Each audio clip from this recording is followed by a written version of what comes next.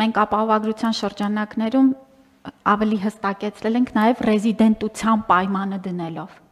որ պիտի 183 օր Հայաստանում ապրեն, որպեսզի այս համակարգ ներառվեն։ Դա վերաբերվում է ինչպես 65+-ին, այնպես էլ մինչև 18 տարեկաններին, եւ համահունչ դարձնելու համար ես խնդրում եմ նաև դիտարկել այս մասը, որ ոչ միայն Հայաստանի քաղաքացի,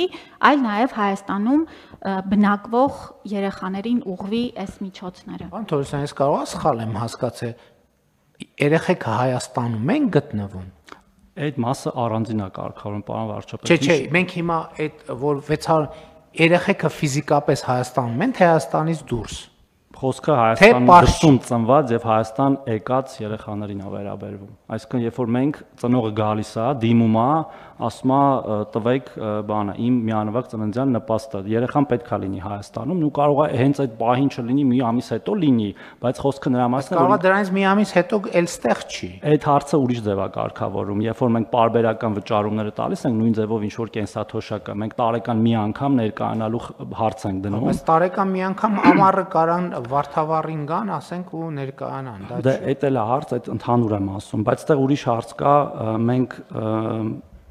տվյալների մաքրության խնդիր ունենք։ Բանակ չգնալու համար։ Հա, բանակի հարցն է։ Բոլոր տղաներ են այդ դեպքում, թե։ Բայց պարտադիր չի մենակ տղաներ։ Վստահ չեմ բոլորը, բայց եթե վիճակագրություն անենք, կպարզվի, որ մեծամասնությունը։ Շատ լավ, եթե ինչ-որ բան սխալ ենք հասկացել, ինչ-որ բան սխալ ենք ձևակերպում, հարցը դա չի, բայց պետք է երեխեքը գրանցվեն, ուրեմն, այսինքն դե յուրե, եթե իմ ընկալումն էր, որ իրանք ընդհանրապես Հայաստանում չեն, բայց դե յուրե իրանք Հայաստանում չեն, առնվազն ամբողջական տրամաբանության մեջ, այդ թվում այո, դա արվում է բանակ չգնալու համար, ինչը ընդունելի չէ։ Ըստ երևի մեծամասը միայն բանակ։ Այսինքն հիմա եթե երեխեքը Հայաստանում են, մնում է պարզապես պետք է սահմանված կարգով գրանցվեն, դա քաղաքացիական կացության ակտերի, այսինքն պետք է գրանցվեն, դե յուրե իրանք պետք է լինեն Հայաստանում։ Եվ նաև դե ֆակտոն էլ է կարող։ Դե ֆակտոն, ասում եմ, այդ այլ մեխանիզմով, այդ պարբերական վճարներով, երբ որ լքում են արդեն Հայաստանը, մենք դադարում ենք պարզապես։ Բայց այդ կարգավորումը Տիկին Ավանեսյանի ասած, այդ է պետք անել։ Պարոն վարչապետ, այդ բոլորի համար ենք ուզում ավելի համապարփակ լուծենք, որտեղ օրինակ նույն կենսաթոշակ առումների դեպքում, որ տարեկան մի անգամ գալիս են եւ կարող են ըստ էության դրանից հետո եւս 1 տարի ստանալ, մինչեւ մյուս իրենց հաջորդ այցը, այդտեղ էլ ենք լուծումներ փնտրում, այդտեղ մի հարց կա ընդհանրապես, երկքաղաքացիների դեպքում հաճախ նրանք սահմանները հատում են տարբեր փաստաթղթերով, ու մենք տվյալների մաքրության հարցում ենք։ Հեսա որ բիոմետրիկ անձնագրերի համակարգը մտնի, այդ հարցն էլ դուրս կգա։ Բայց էլ եմ ասում, ես չգիտեմ ճիշտ կարգավորում, ճիշտ չափը որն է, բայց այդ պետքա բան անել, պետքա կարգավորել, այսինքն մարդը ապրում է Հայաստանում, թե չի ապրում Հայաստանում։ Այս շատ կարևոր հանգամանք է։ Թոշակի պարագան մի քիչ ուրիշ է, որովհետև մարդը աշխատել է, հիմա առավել եւս կൂട്ടակային կենսաթոշակի համակարգագործում, եւ այդտեղ ուրիշ կարգ, մարդը աշխատել է այդ իր աշխատած գումարն է, եւ ինքը կարող է այդ գումարը տնօրինի որտեղ ուզում է։ Այդքան էլ տես չի, պարոն վարչապետ, որտեղ կա ծերության նպաստ, որը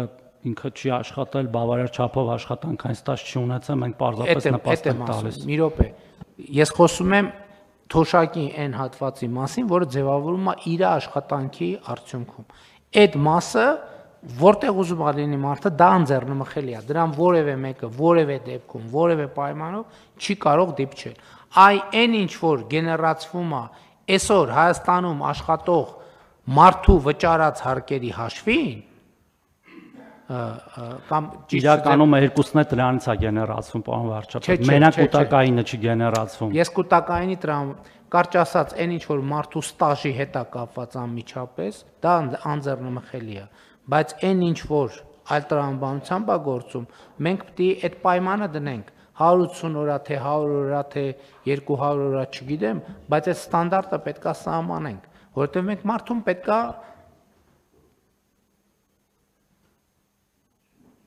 է կապված լինի Հայաստանի հետ եւ մարդու կյանքի կենտրոնը պետք է լինի Հայաստանը։ Մենք ուզում ենք, որ մարդիկ հնարավորինս շատ ճամփորդեն, հնարավորինս շատ տարբեր տեղեր գնան, բայց մենք չենք ուզում, որ մարդիկ Հայաստանից գնան եւ մենք Հայաստանից գնալը խրախուսենք։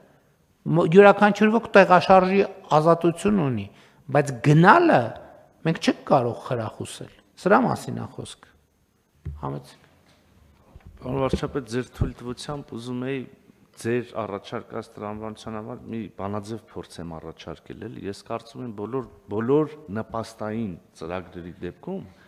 բացառություններ կարող են լինել առանձին դեպքերում, դիտարկենք, բայց եւ ծնելիության հարցում, եւ ծերության այն ամեն ինչը, երբ որ նպաստ է,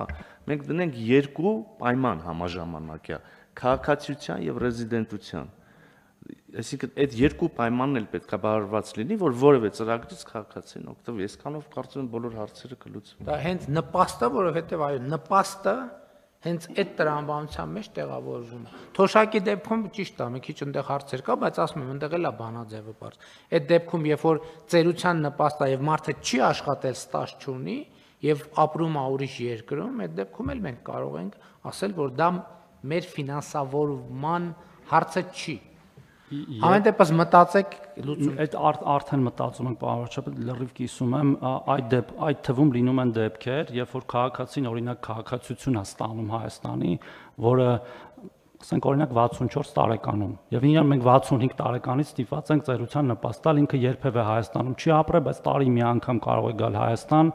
ներկայանալ բանկ եւ այդ ամբողջ տարվա ընթացքում իր ծերության նպաստը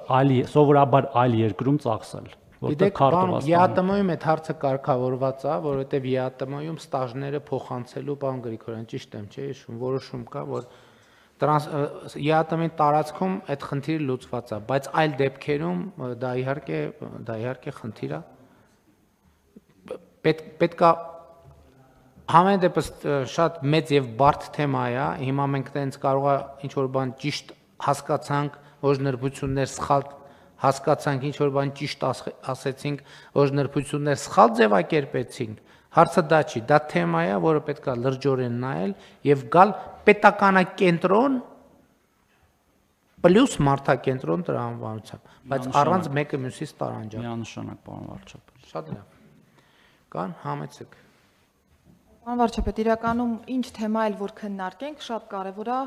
պետության դիրքերից հասկանալ, թե մենք քաղաքացիության ինստիտուտին ոնց ենք վերաբերում Հայաստանի Հանրապետությունում։ Եվ այս պահի դրությամբ մենք հիմնովին վերանայում ենք ոլորտը, մինչև տարեվերջ պատրաստ կլինի միգրացիոն ոլորտի կառավարման ռազմավարական կոնցեպտը, ու այնտեղ մի առանձին բաժին նվիրված է հենց Հայաստանի Հանրապետության քաղաքացիությանը, որովհետև տարիներ շարունակ ձևախեղել ենք տարբեր մոտեցումներ, մի դեպքում մարդակենտրոնության հետևից գնալով քաղաքացիության ինստիտուտն ենք ստորադասել, մյուս դեպքում ավելի շատ ինստիտուտին ենք դեր ու նշանակություն տվել, քան մարդու որոշակի կարիքներին, ու մինչև տարեվերջ մենք պատրաստ կլինենք ավելի մեծ կազմով քննարկման, որպեսզի ներկայացնենք մոտեցումներ, որովհետև ինչ մոտեցում որ որդեգրեցինք,